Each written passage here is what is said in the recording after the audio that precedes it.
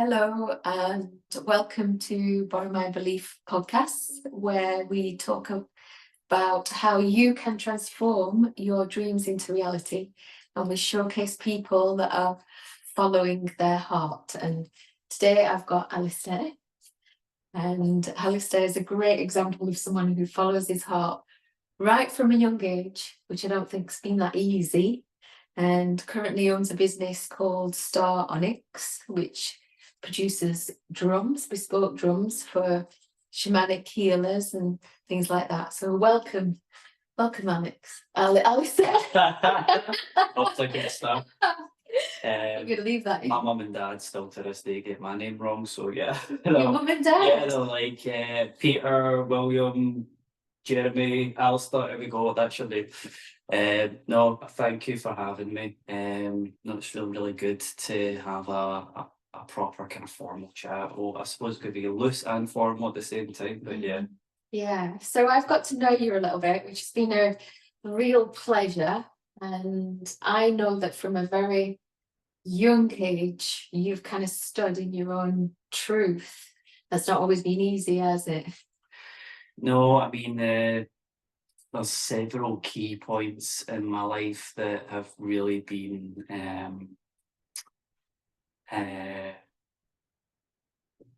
pivotal for me in my development, shamanically, spiritually, physically, emotionally. Yeah, there's so many different key points, as I'm sure with most people, but yeah, there's been a lot of big turning points. Yeah, you've gone down a path that's not well trodden in the mainstream.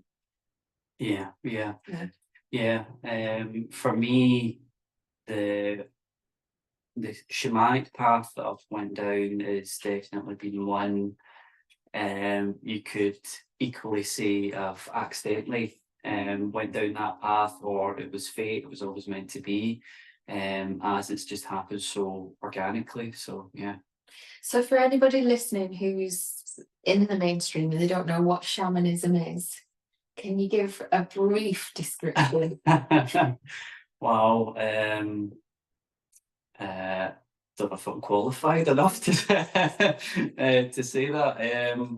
I can tell you what it means for me. So shamanism for me is a complete holistic view of your spiritual health and your spiritual practices. Obviously, for myself, when I studied shamanism, I started with Michael Harner's stuff, Sandra Ingerman, and my shamanic teacher is Fatula from the ISIS school, holistic therapies in Glasgow, which all follow a similar thread of shamanism. Michael Harner used the term core shamanism, which was his study of all these tribes all over the world, and all have similar practices, these kind of core practices.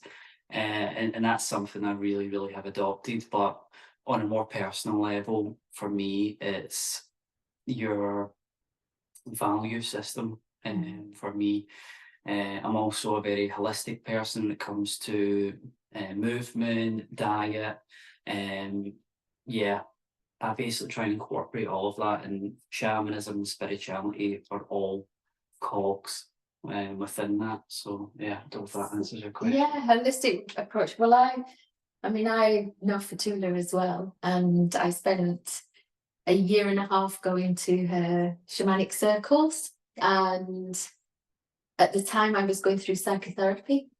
So when you say holistic approach, I would go to Fatula's shamanic circles on a Monday night, which shamanism, obviously, it's a lot of imagination and some people might call woo-woo. And then I would go to my psychotherapy session on a Tuesday.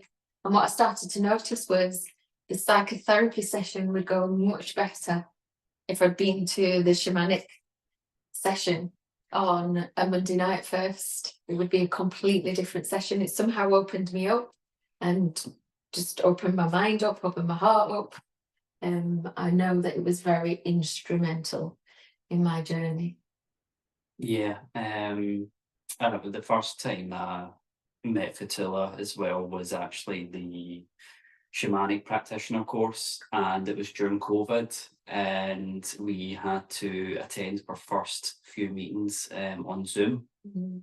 which was a very strange thing for me because I was absolutely craving human connection at that point, but it was a very surreal experience because uh, even though it was on Zoom, it kind of captured that. Yeah. It's funny that you use that term woo woo. I've never heard that term before, but I can understand. I can understand the kind of um, tags that these things get, how it looks from another person's perspective. It can look a bit strange. Um, but yeah, that couldn't have happened at a better time in my life as well. It was, yeah, I wouldn't place that at any other point in my life. It happened perfectly. Yeah. Yeah. Yeah. And I'm making an assumption here. Maybe you can correct me. You make drums. Yes. And drums are very instrumental in shamanism. You're currently making me a drum and my daughter a drum. Yeah. They're very personalized. It's part of shamanism for the journeying part. Did that come about from doing that practitioner's course? So I'm trying to remember now. So yeah, we had to acquire a drum for the shamanic practitioner course. Before we attended that course, we were actually going to our friend's yoga class, who was a student of Fatula, and she would run a yoga class that incorporated shamanic journeys as part of the yoga session. So at the end, she'd do about a 15 to 20-minute journey, and she would do that using the shamanic drum. And that was my first proper experience with the drum. And a fun fact is actually that drum there. Yeah. I actually acquired it off of her. So that's not a height drum, that's actually a Remo drum. I think it's a 22-inch one. But first time I heard that drum, I absolutely fell in love with the sound. And yeah, we were very keen to acquire a drum for ourselves. It was actually Stephanie, my wife, who found Melanie, the drum woman, from down south. She provided kits and make your own drum kits. Yeah. And I thought, wow, that sounds amazing.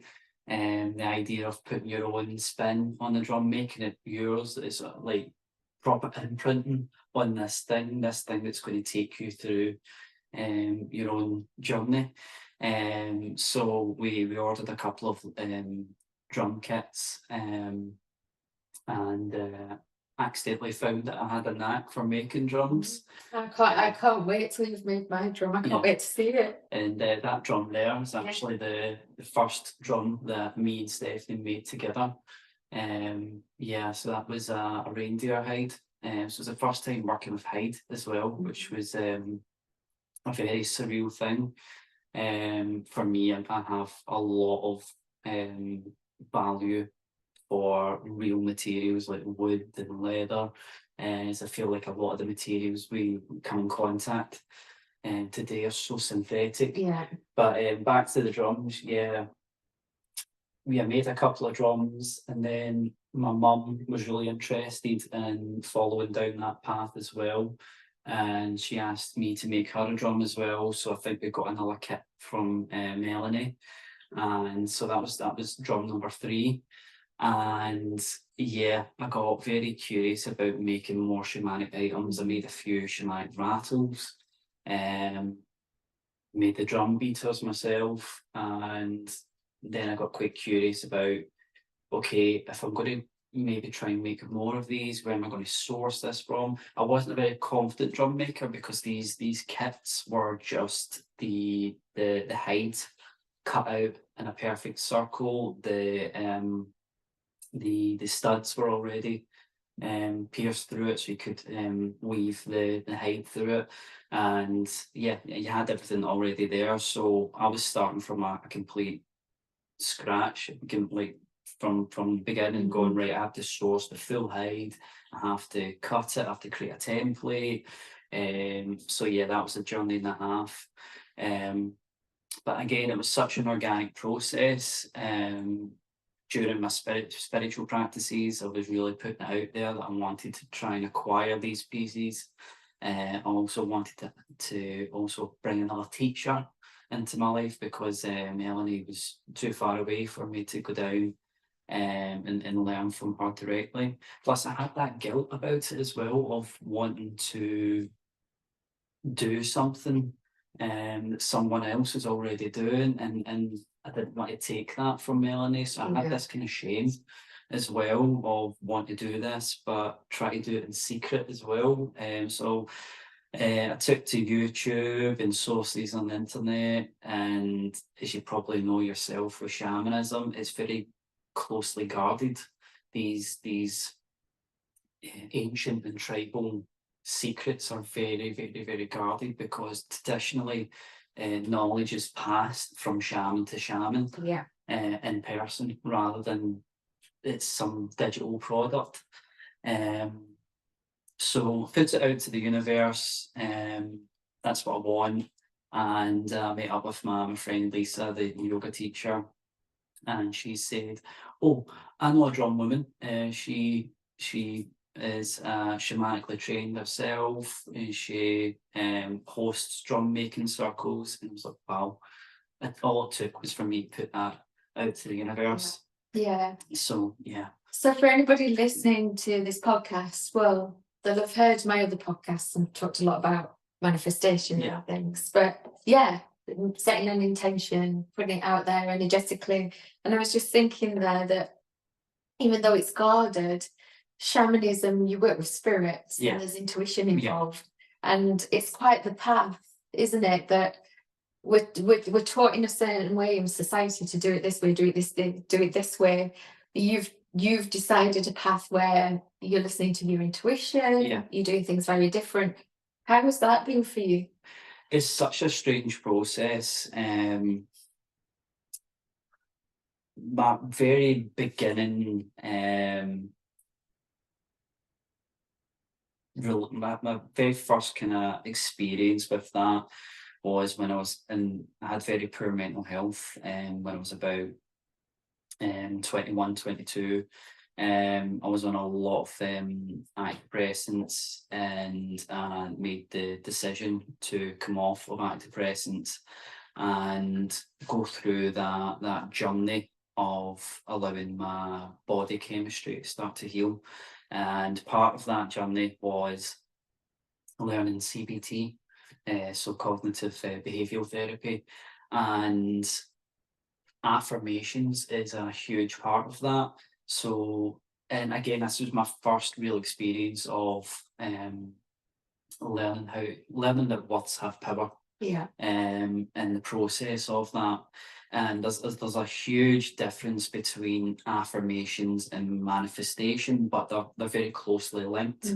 But they can be used in completely different ways. So affirmations was definitely my stepping stone for learning the power of manifestation. So for me, looking for that drum teacher, looking for that shaman to come into my life without me going to conventional means like social media, looking for shaman, teach me drums, please, thank you.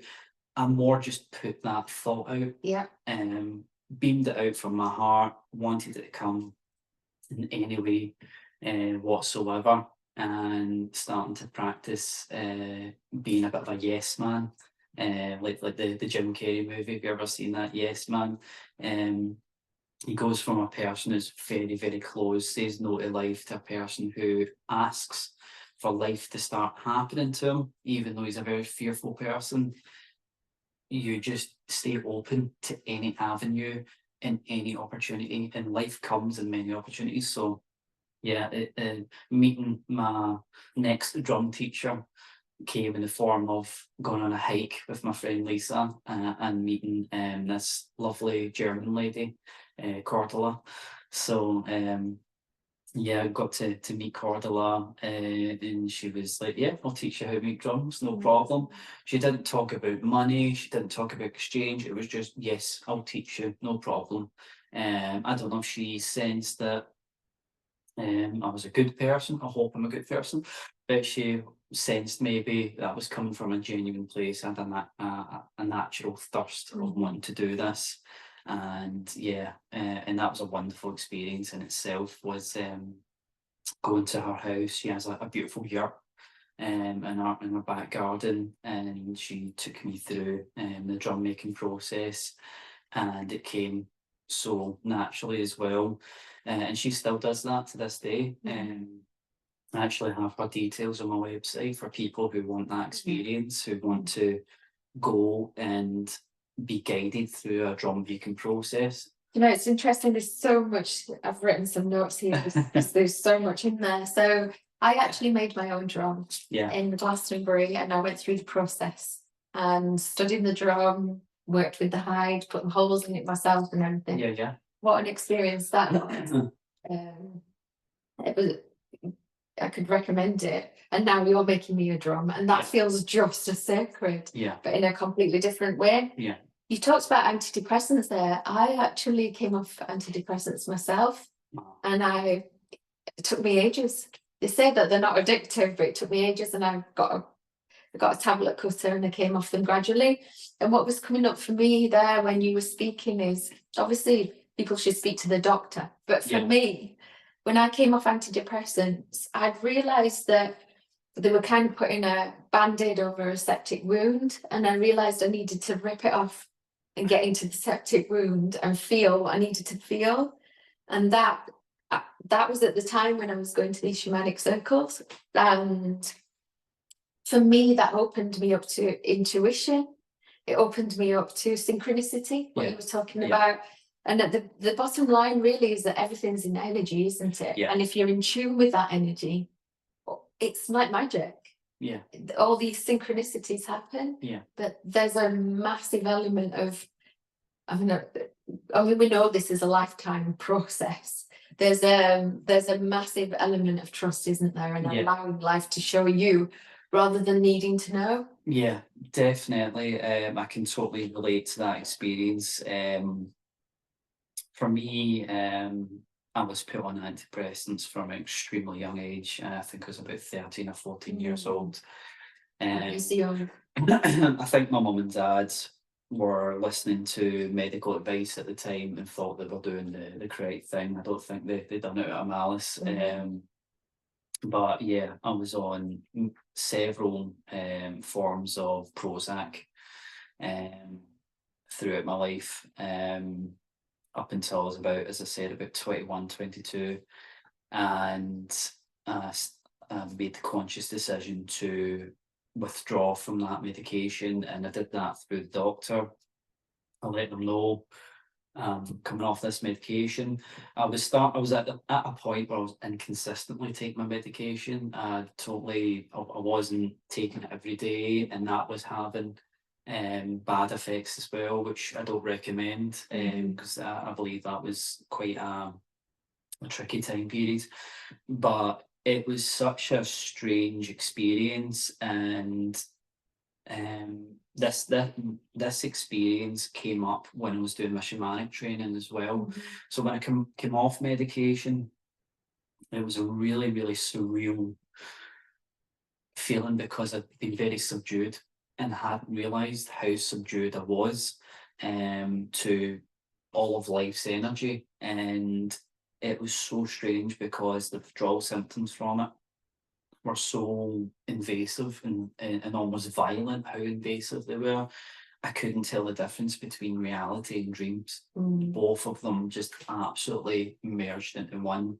And I can still remember it so vividly, just waking up and going to sleep and not really knowing the difference between those two worlds.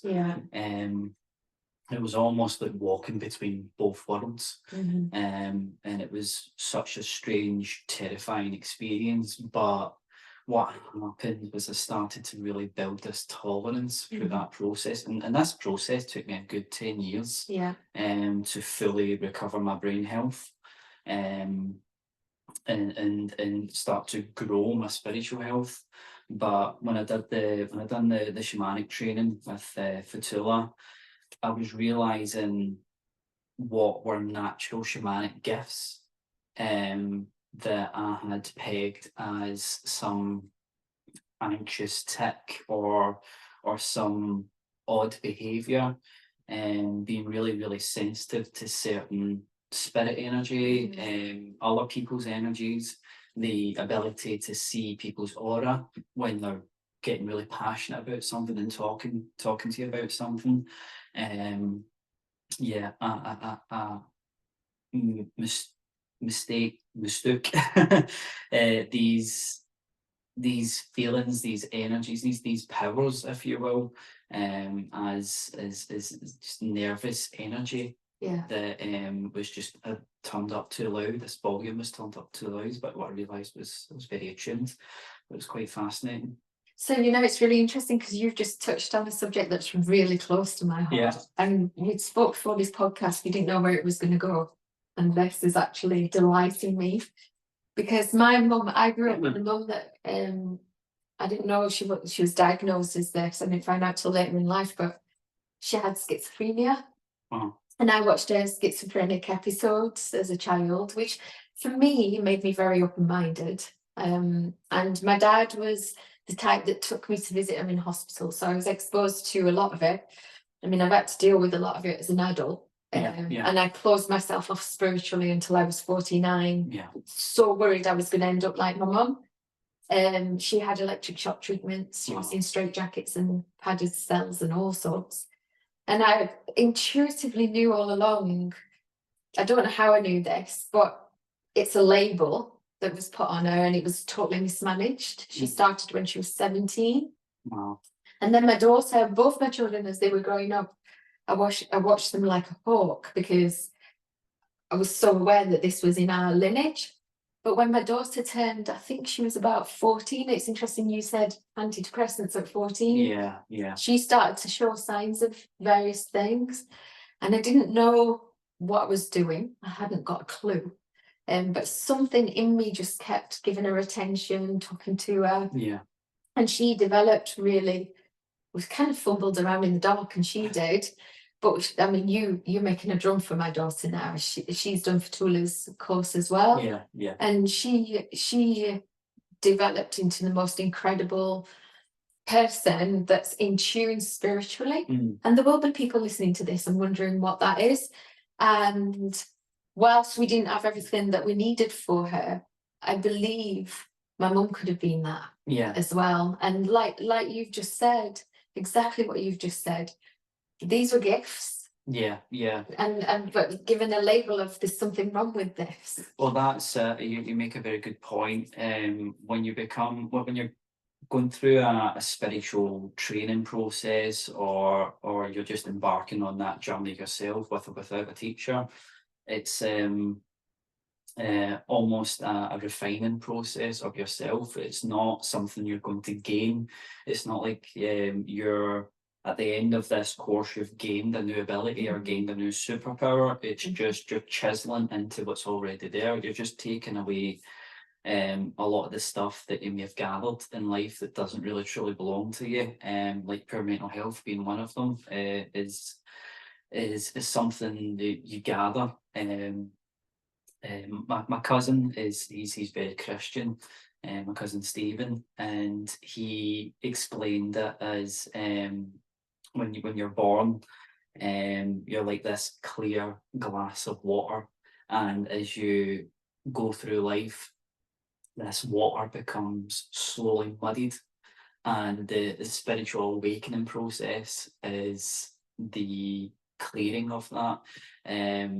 If you've ever seen a glass of dirty water, or you've a glass of coffee, if you were to run it under a tap, without pouring the coffee out, you run it under the tap, it takes a good 60 seconds for the coffee to fully leave that. So you just see this kind of black water become slowly translucent, and you see it become clearer. And that is the spiritual journey in itself, is you're slowly clearing that water, and it's not a process that's ever completed. No. There's no end to that.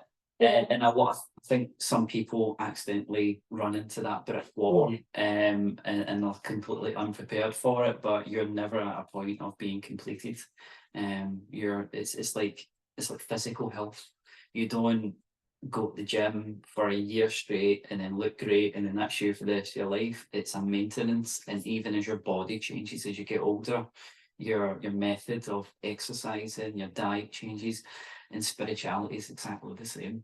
Got a really good point there. You know, so I worked in the dental industry, as you know, and went away from it during COVID and then came back. And what I'm noticing now is there's more mainstream people having these conversations now and being more curious. So, for example, even yoga, I'm 55 and yoga was something that wasn't what we did in this country. Even meditation, and now there's science coming out with all this stuff. Yeah. It's really good to be having more conversations with people. And the latest conversation that I've noticed amongst professionals who probably would have never had this conversation with 10 years ago was, you know, I used to see things when I was a child. Yes, yeah.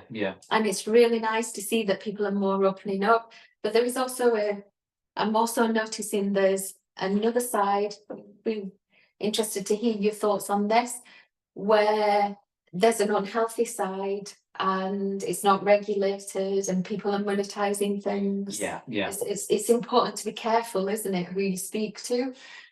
Yeah, well, I would relate that back to mental health. Yeah.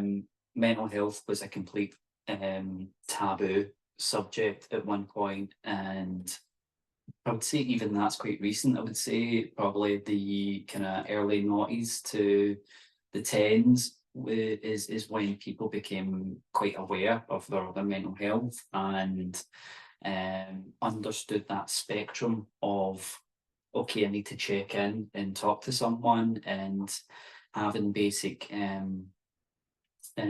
knowledge of developing those skills. You go, right, if I've got poor mental health, I speak to my doctor, I get referred to a counsellor, a psychiatrist, I can go to a private counsellor, blah, blah, blah. And I feel like spirituality is becoming very similar, where more and more people are able to measure their own spiritual health. I think people naturally start getting curious about it in their 20s because they're an adult, they're maybe have left their home, they're thinking about life purpose, and I think spirituality sometimes is a life purpose is a trigger for that. But like mental health, I've had a lot of really bad advice. I've had a lot of really technically qualified people give me really bad advice and have and supply very poor care and poor direction, and it's the same in the spiritual world.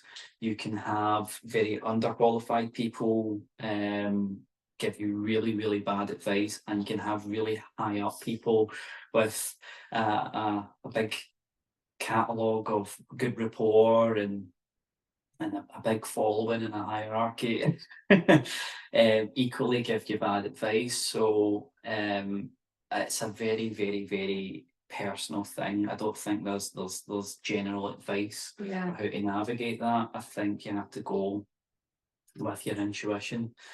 And I've saw a lot of people who have fell into the trap of spiritual bypassing. And for people that don't know what spiritual bypassing is, it's you think that you can essentially acquire a status or a gift or a state of being just by merely showing up. It's like reading a book on quantum physics. You might read a book in quantum physics, but it doesn't make you an expert in quantum physics. You've just read the book. Spirituality is definitely in the practice, and practice, in my opinion, is so personal, it's so individual to every single person what that practice is. A funny point that I've just remembered is when I first really started exploring spirituality. I was about 25, 26 years old, and I'd not long proposed to my wife Stephanie. And the little question that got submitted to my brain was, how do I feel about getting married? And my association with getting married was, well, you go to a church and you get married with a church. And I was like, okay, I really don't, at that time, I really didn't like the idea of following a Catholic path, because I was brought into a Catholic family and I had a very bad association with that religious practice, just based on how my school was when I was little. My primary school was really, really, really Christian, and it just felt quite unhealthy. It felt very forced, it felt very unhealthy, and I just had a really bad association with the faith. And the first book that I turned to was The Power of Now by Eckhart Tolle. And that book absolutely blew my mind, and that really, it set the scene for exploring what spirituality was. And it's such a great book because it uses religion as its vehicle. So you've got Eckhart talking about stories of Jesus, the stories of Buddha, parts of Hinduism, and really just starting to explore the morals of spirituality rather than the kind of regime of spirituality, the agenda of spirituality, or religion, and that really opened up my mind. And that really set the scene for me going on that journey. So just to go back on what I said there, that's definitely when I got spiritually curious, was in mid-20s, and that was a bit of a wild experience. I love that book, actually. It was one of the first ones I came across. Yeah. And I returned to it 8 years after. And when I first listened to it, I just didn't get it. Yeah. But there was something in me that wanted to know about it. Like I said, it took me 8 years to come back to it. There was something, got some more notes, got some more questions to ask you, but there was something that came up for me there, in that I remember in my own journey, and I think this is true of a lot of people, that initial kind of awakening, you go through like a dark night of the soul. Oh yeah. You go through I don't know who I am, but if anybody wants to look it up, there's plenty on the internet about dark night of the soul. Yeah. And then you have this awakening and you feel really expansive and you think that's it, and I'm going to be like this for the rest of my life. But what happens is, I don't know how many dark nights of the souls I've had now, and how many, I don't know who I am, ego deaths, and all these different terminologies that you come across. It really is a lifetime experience. And when you were talking about spiritual bypassing, what I take from that is people think they can stay in this really happy place and not deal with some of the harder emotions that you go through. I mean, you totally picked all the elements up that I definitely experienced. Dark Night of the Souls for me, and that experience was my Dark Night of the Souls, and that. And don't get me wrong, the Dark Night of the Souls isn't necessarily always a 24 hours. It's sometimes a year or 2 years or more. And he talks about it in The Power of Now, actually, doesn't it? And he calls it the pain body that awakens you. I totally identify with that definition. Eckhart Tolle talks about the death of the ego, essentially. It's like this really rude awakening. You're just totally, quite literally woken up. That bubble is popped, and shadow forces its way into your life, and you're forced to meet shadow. And for anybody I mean, absolutely anybody embarking on a spiritual journey, you cannot do it without shadows. You just cannot.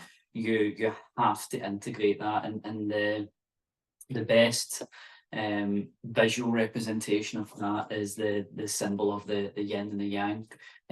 You've got the good or the light with a little bit of darkness, and then the darkness with a little bit of light, and that creates that sphere, and that is literally life symbolized so simply. And yeah, I think about that symbol quite a lot. But yeah, it's such an amazing experience, the Dark Night of the Souls. And for me, I think it's essential. It's almost very tribal, I think, because you think these ancient shamanic tribes, even tribes that still exist to this day, they have a coming of age ceremony. I know it's more popular with males in the tribes, where they are basically announced you're now a man. And some tribes have a trial or a painful process. You've got some tribes that use the ants. Have you ever saw that? No. So yeah, what they do is they gather these ants, and they force the kind of 13, 14-year-old boy's hand into the basket ants, and the ants bite the boy's hand, and he takes his hand out, and his hand's completely black, and it stays black for the rest of his life. And it's like this coming of age. Wow. And to relate that back to the Dark Night of the Souls, it's this really excruciating, fearful experience that he's going through in order to get into that next portal, that next dimension, almost, that leveling up. And I think we need that. I can speak for myself as a man. Men lack that these days. Men do not go through enough painful experiences to make them become a man. I know for myself, I absolutely relish something that frightens me now, because I know it's going to make me stronger. Because that breaking down process is part of the healing. I like to think that of the analogy of a crab. If you've ever seen a crab, when it gets too big for its shell, it molts its shell, so it comes completely away from its shell, and it's extremely vulnerable in this state. It could be eaten by anything, but a few weeks later, it is practically doubled in size, and its armor is even thicker. But it has to go through that process in order to become stronger. And for me, I identify with that. What a great analogy. You know, I was thinking while you were talking earlier, we started at the beginning by talking about the path of the heart. Yeah. And I said in the beginning how it's not easy to follow your heart. But I've been thinking all along, and you actually brought it up for me, about how tribes, you would be initiated. Yeah. And then when you were talking about, I think for women as well, for our monthly cycles, for me at the moment, coming into this crone stage has been a real initiation for me, going through menopause. But what I've noticed for me in recent times is the most fundamental and important part for me has been a network of people that I trust. Because I've recently been through another dark night of the soul, but it's not been as difficult as it was 6 years ago, and that's been my tribe. Quote unquote, my tribe, the people that I've surrounded myself with, people that are like-minded with me. And the common kind of word that gets bandied about is my soul family. People that I resonate with. I like that term, soul family. That's good. I think of you as definitely a soul family. I'm very honoured. I feel the same way. It's good. It's been good to get to know you. So I want to touch on a subject before we look at your drum. The subject is money. And what I'm noticing is, so I've worked in the corporate world and I've earned really good money. And then I've gone right over to the spiritual world and not earned any money. And now I'm so kind of traversing in the middle, and I'm actually on a mission, because I believe that the two can be together. What are your so I'm now stepping into making money through spirituality, and there seems to be a lot of shame, and there's so much going about. What's your thoughts on money and this? Do things different to the people might not know this term, but like the matrix, the corporate world. Yeah, yeah. When you step over more towards things like holistic therapies, I think it's true to say people, there's a lot of people in those areas who are afraid to say that they want to make money even. Yeah, yeah. Money is such a loaded question, Yes, isn't it? a loaded topic. I put that one on you. Yeah, it's something I'm very passionate about talking about sharing my own experiences with. So I'll talk about my journey with money.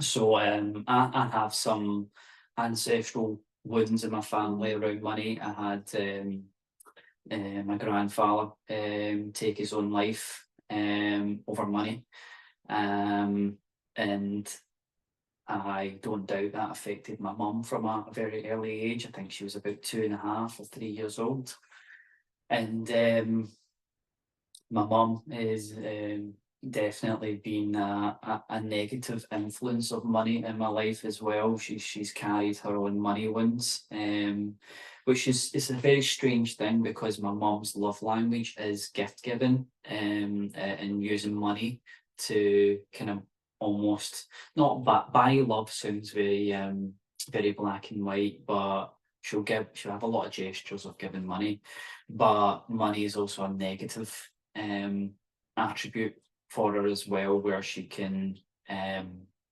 do something very nice for you and take it away very quickly. I don't think she fully processes that. If she was listening to this, she'd probably be quite confused what I mean, but that's my emotional exchange with that.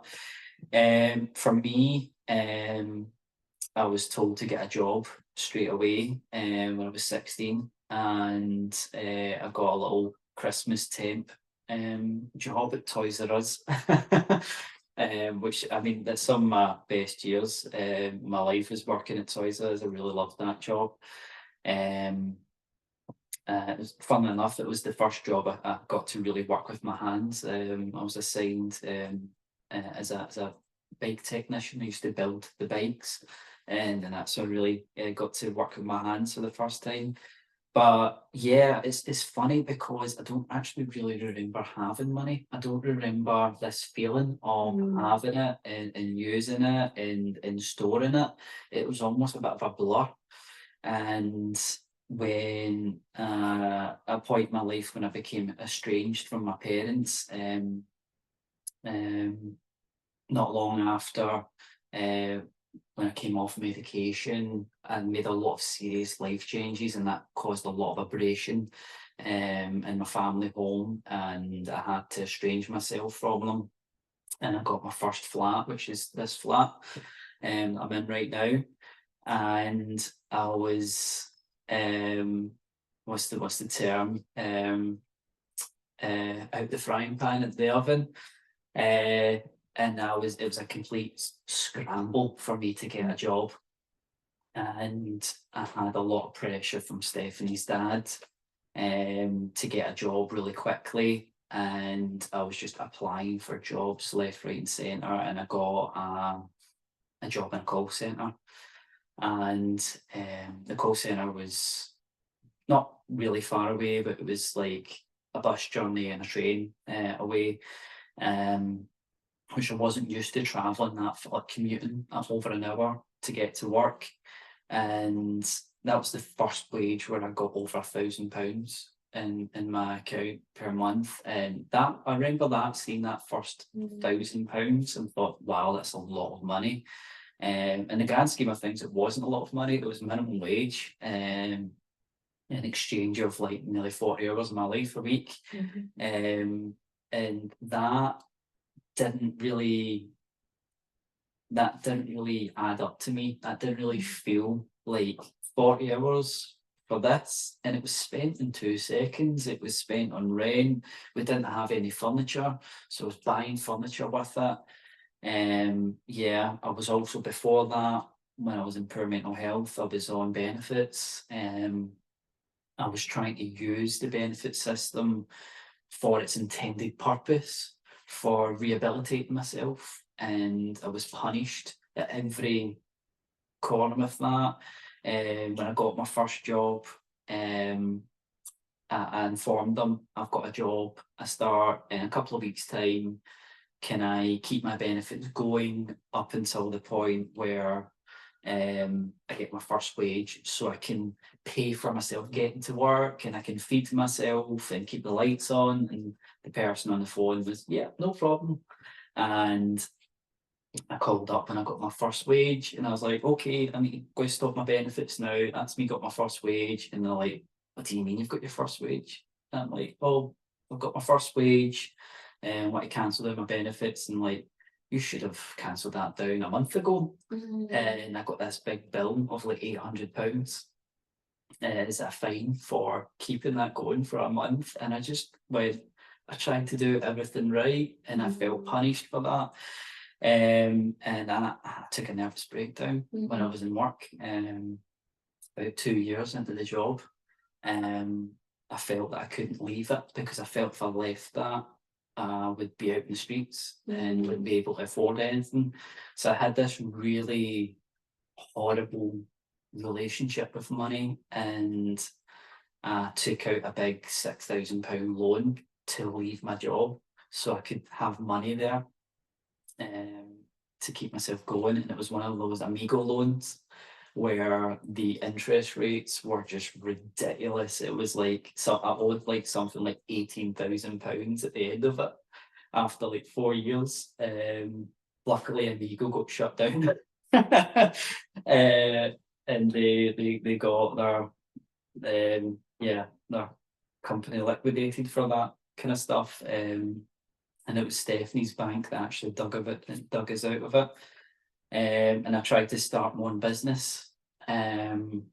So I went through a period where I had a really bad nervous breakdown, and I started to put the pieces back to that together, pieces of my life back together. And I started becoming very holistic in nature. I started really looking after my body, really looking after my diet. Spiritual health was part of that, because I'd not long proposed to my wife before I had a nervous breakdown. And that's when I started reading Eckhart Tolle and starting to go on that journey. So that was that period of my life, and I tried to start my own business with giving holistic advice. And in hindsight, I was not in the place to do that. And I think so many people do that. They go through a process of helping themselves, and they feel, I'm kind of good at this, maybe I can help other people. You can't. You've got to really spend at least a year with yourself. You've got to go through your own enlightenment before you can even shed light on other people's life. You can't do that, unfortunately, and I learned that the hard way, and I admitted that to myself instantly when I realised that, rather than doubling down and fooling myself. But recently, well, I'd say in the past year, it's quite funny. So I can't remember how it happened. So we were driving past a piece of land that was up for sale, and it had 4 houses in it as well. And I think this property and piece of land, I think it was something like 5 or 6 acres of land. It had a river going through it, and it was just over £1 million. And I remember this existence of this house and land just set something in me ablaze, and it started this obsession of wanting to have something like that, to have a piece of land with a few buildings in it. And I became very obsessed with acquiring that.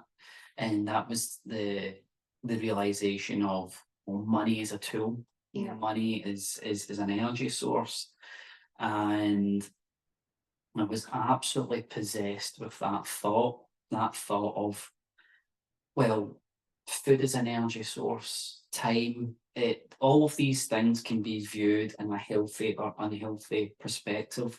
Why can't money be viewed that way? Why can't money be viewed as an energy source? And I started to have these questions of, what's the difference between a poor person and a rich person, apart from the obvious being a quantity of money? Like, what the differences, like, if you made a rich person poor, would they be able to become rich again, or would they stay poor? And I really started to explore these concepts, and I started reading a few books. One of the best ones was Robert Kiyosaki's Rich Dad, Poor Dad. And that was basically my Eckhart Tolle Power of Now equivalent for finance. Really, really, really opened that world up to me of the values, rather than how much money have you got, it's your value of money. And the easiest way I can simplify that book is Robert looks at everything as an asset or a liability. And what he means by that is, the things that you're spending your money on, are they generating more wealth and value in your life, or are they subtracting value from your life and keeping you in a certain place? So the equivalent of a diet version of that is, you love your Mars bars, and you have the goal of wanting to have a six-pack. You can't love your Mars bars and have a six-pack at the same time. So what you've got to really come down to is, what's your core value? Where do your values lie? Do you want a six-pack because you think it looks good, and you see actors on the TV, you think that looks really attractive, I want to be attractive? Or do you really value the health of your body? You go, I want to feel good in my body, and I want to love myself, and I want to feel good. You'll look at that Mars bar as a disgusting blob of sugar that is pure poison, or you'll lust after it, going, oh, I really want to eat that Mars bar, but I can't, it's so bad for me. It's about the Robert Kiyosaki book really shifted that value system in me. And I'm still currently going through a process of integrating that, and that's going to take time. That's been a year since I read that book, and that integration process is still happening. And it's quite tricky. It's very tricky, because even with my drums, my value is changing around making my drums from a business standpoint. Like, I don't want to be making drums all my life, and this takes up all my time. But look how you light up though when you show that drum.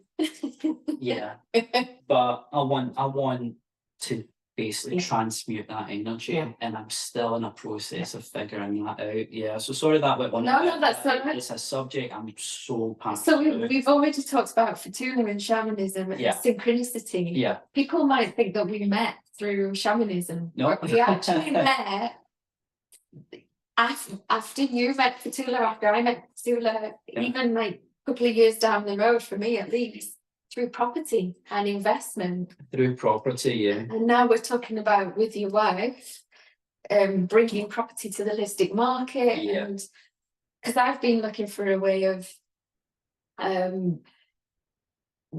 putting money back in as a service. Obviously that's a whole discussion for another day.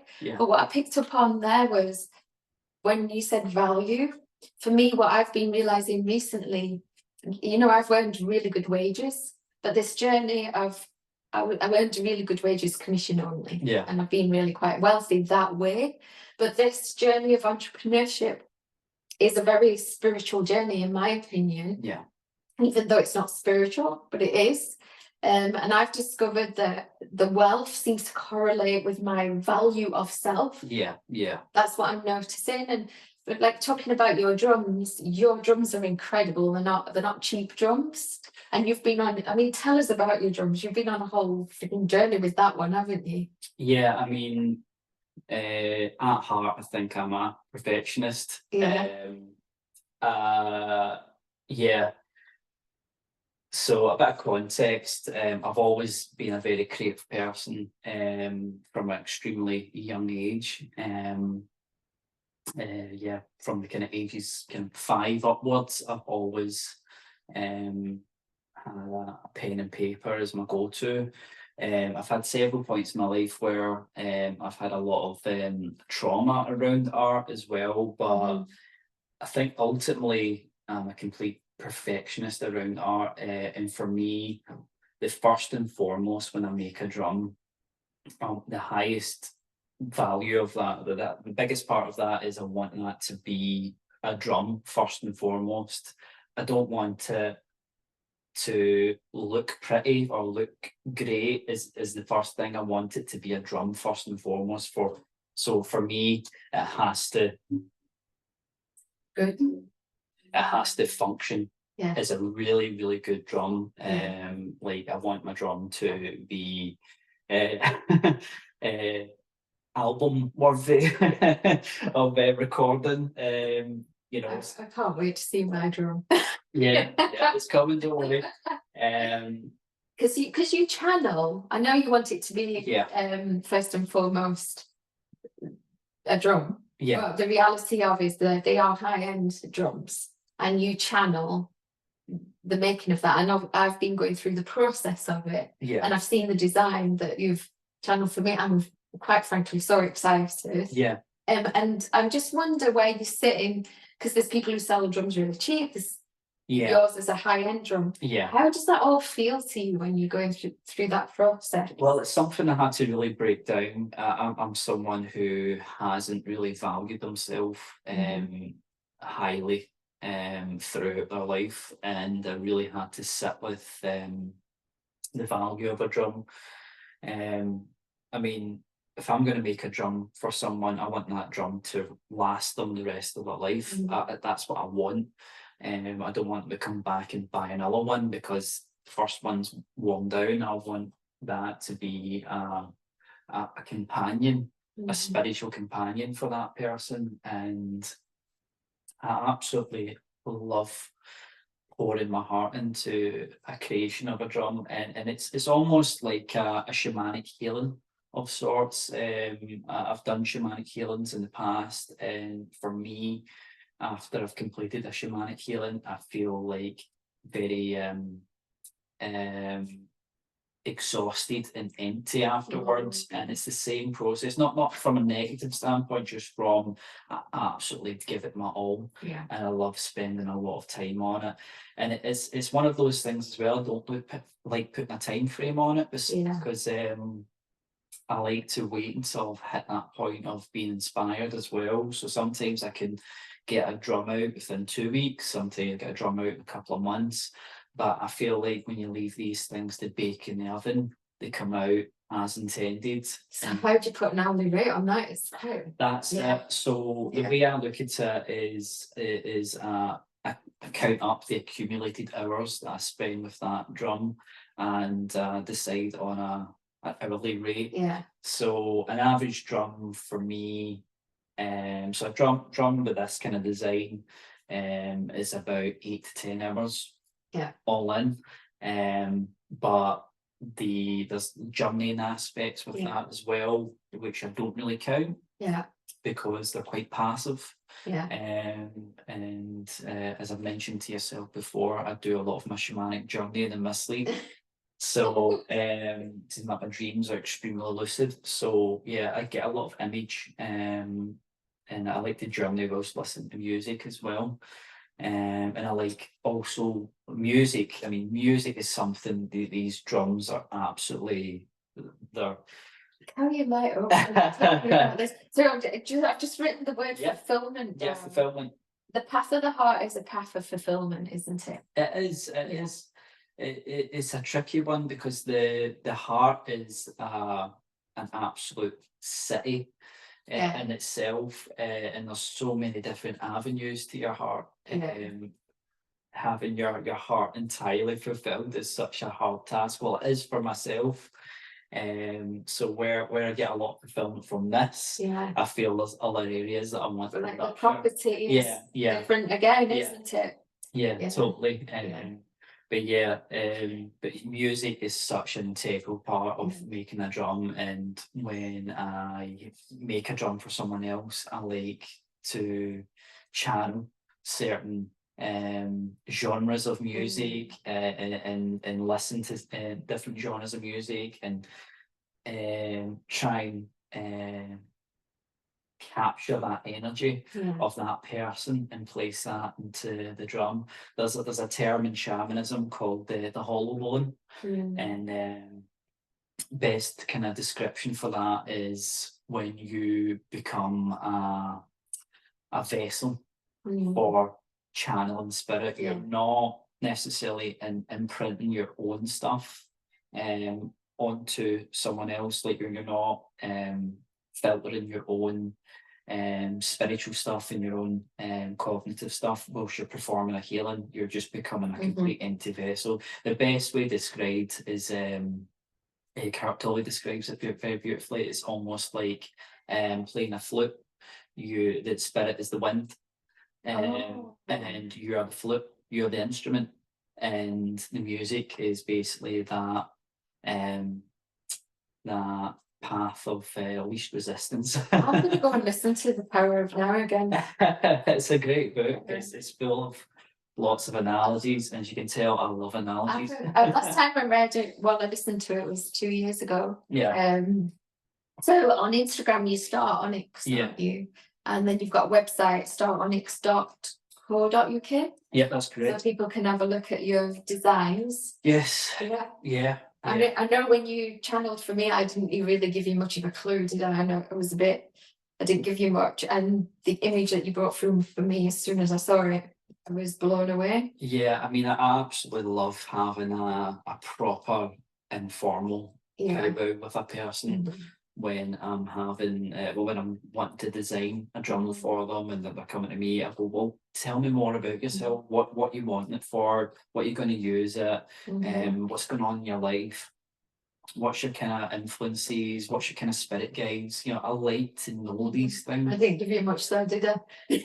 You did. I mean, sent you my logo and told you some colours I like. We've had the pleasure of talking to each other quite a few times, but I've made quite a few drums for other people, and it's just been a case of speaking to that person over Messenger, WhatsApp for a couple of days, and really, I won't make a drum until I'm absolutely set on a design, and I won't just go ahead and just for the sake of getting it done. I don't like that. Well, that's why I chose you, because you're really professional. That's why I chose you. So I feel like we're coming up to kind of a closure, and I like to ask people a couple of questions at the end. Yes. So the first question is, looking back on your own journey and choosing a point in your own life, it can be any point. If you were to go back and speak to that version of yourself, what would you say to yourself? Like if you were able to go and speak to him now.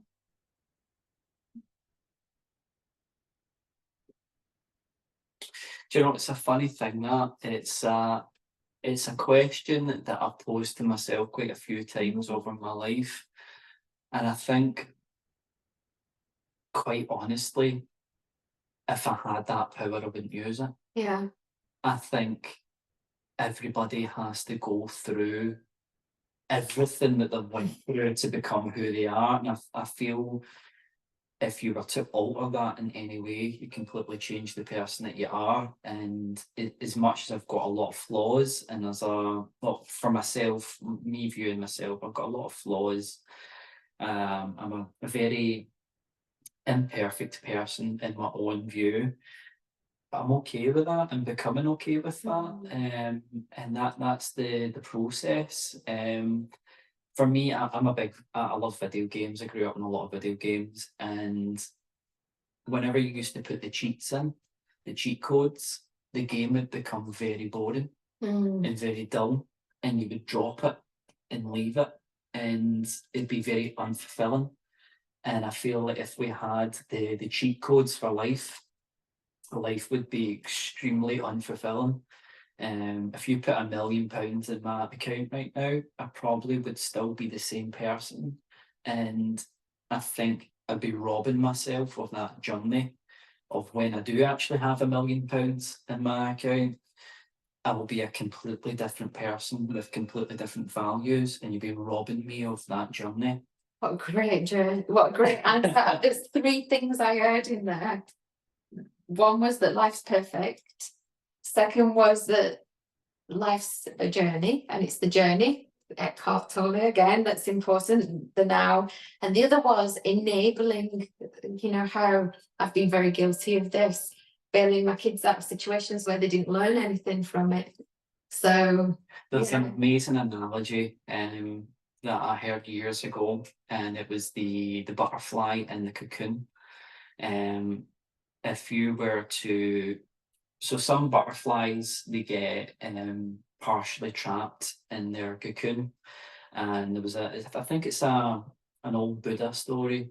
So the man sees the caterpillar trying to come out of the cocoon and to come out into its butterfly form, and he takes a little pocket knife and cuts it out of its cocoon, and he sits it on the table, and he notices that its wings are very small and shriveled, and its kind of body is very swollen, and this butterfly never forms into a full butterfly and grows its wings.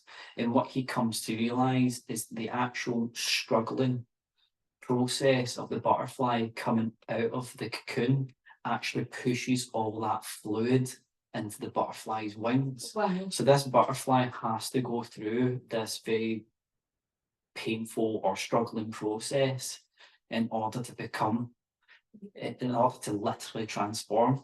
Like the crab.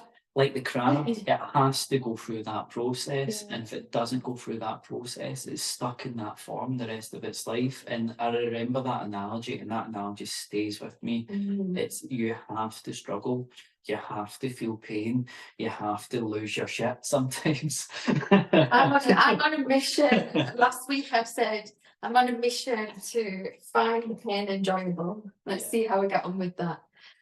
There's another question to wrap up the podcast, and that is, given your own journey, for anybody who might be listening to this, let's talk about the person on a Sunday evening who's dreading going to work on Monday morning. What would you pay forward to that person? What would you say to them? There's 2 things. I would definitely upset the status quo. I would definitely throw a spanner in your life. I think you have to push yourself over the edge where you're forced into committing to something.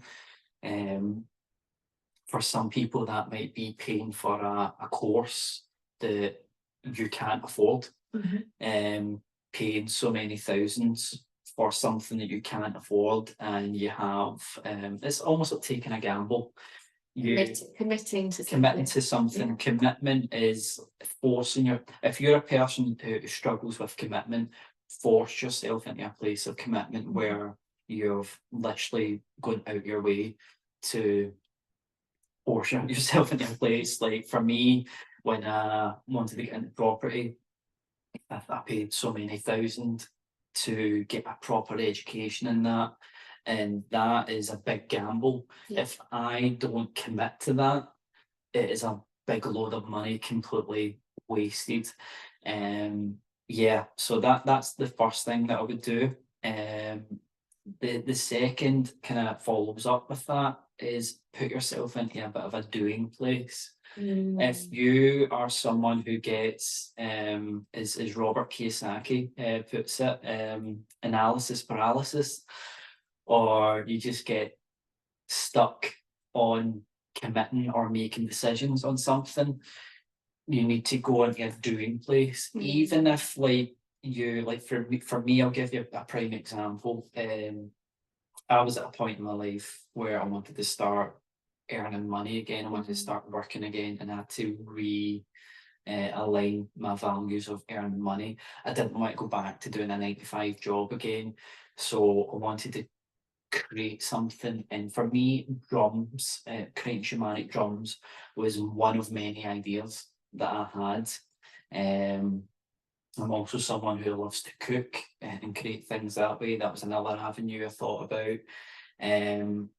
But I had that analysis paralysis, that paralysis of decision making, commit to something. I eventually realised that I had to just commit to doing something, because doing something opens up more doors. That first door can open up 3 more doors, and those 3 doors can multiply and multiply. And it doesn't matter what you do. This is what I've found out. It's because you will then get redirected. There's an eliminator. It's not. So you might get stuck on. This is something I've realised recently. You might get stuck on, I'm doing the wrong thing, but it doesn't matter. It's about doing to then get redirected to your path. That's information and it's shadow. Yeah. You've got to, if you realise you hate something good, you now know something that you don't want to do. Learning about it. By default, that will push you in an opposite direction of, right, okay, I hate that, or I hate aspects of that. Either I can change the formula to that to make that something I like, or you go in a complete different direction. But the state of doing stuff opens that door. So go into a state of doing. So that's me doing this podcast, for example. Yeah, that's it. So Alistair, thank you so much. I'm actually going to go back and listen to The Power of Now and Rich Dad Poor Dad. I've got both of them. I've read both of them before, and I'm thinking I'm going to read them both again. And as usual, I've learned from my guests. Always learn from my guests. It's been a pleasure speaking with you, and you're in my life as your wife, and I can't wait to see what the two of you do and what comes of everything. It's really exciting journey. Yeah, me too. That's us. That's brilliant. How do I switch this off? Please tell me it's recorded.